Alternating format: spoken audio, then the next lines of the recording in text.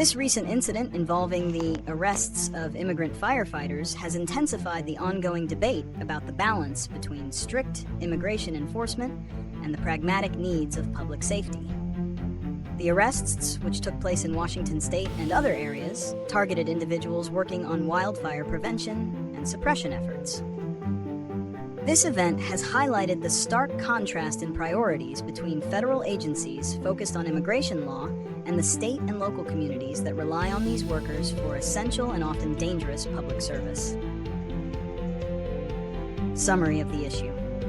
The controversy stems from the detention of undocumented immigrants who were employed by private contractors to perform wildfire-related tasks, such as clearing brush and creating fire breaks. Critics, including Washington's governor and senators, have condemned the arrests as fundamentally sick and a reflection of misplaced priorities. They argue that this kind of enforcement action puts communities at greater risk, as fire departments are already struggling to find enough personnel to combat a growing number of wildfires.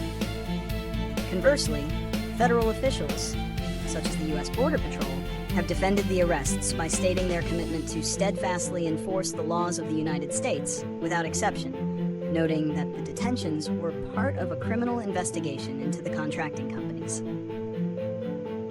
Analysis: a clash of principles. This debate is a microcosm of a larger national conflict over immigration. On one side, proponents of strict enforcement argue that the rule of law must be applied universally.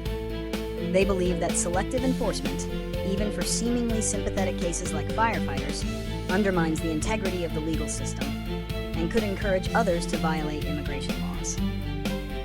This perspective prioritizes legal compliance and national security, viewing undocumented status as a fundamental violation that must be addressed, regardless of the individual's contributions.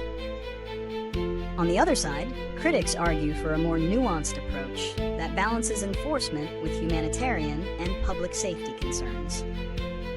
They highlight the paradox of a government agency arresting individuals who are performing a critical, life-saving service. The arrests, they contend, not only remove valuable labor from the front lines, but also foster a climate of fear that could prevent other undocumented workers from coming forward to help in future emergencies, thus making communities less safe. This viewpoint prioritizes public well-being and the recognition of human value, suggesting that enforcement should not override common sense, especially in the face of a natural disaster. The fact that the arrests reportedly did not affect ongoing firefighting operations does not lessen the anger of those who see it as a symbolic and cruel display of power.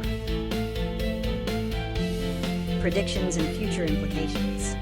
In the immediate future, this incident is likely to be used as a political football.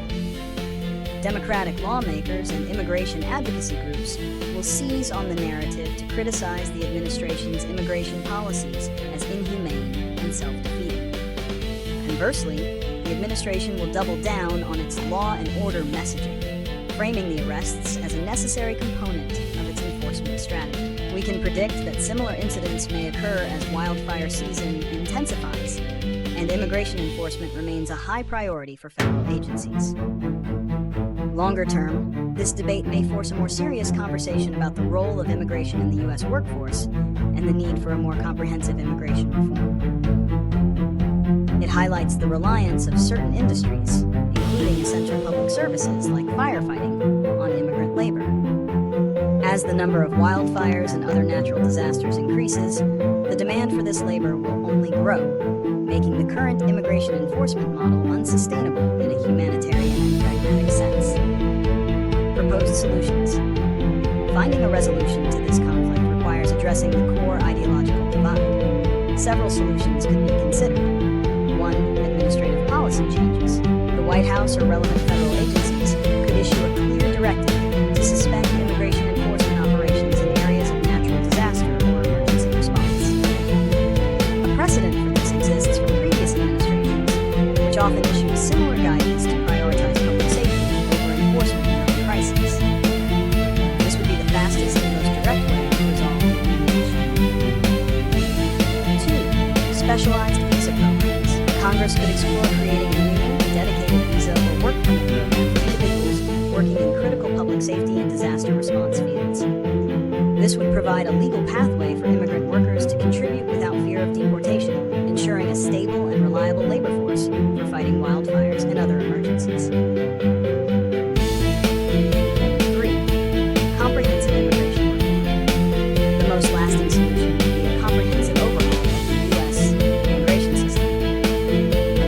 This would involve creating a more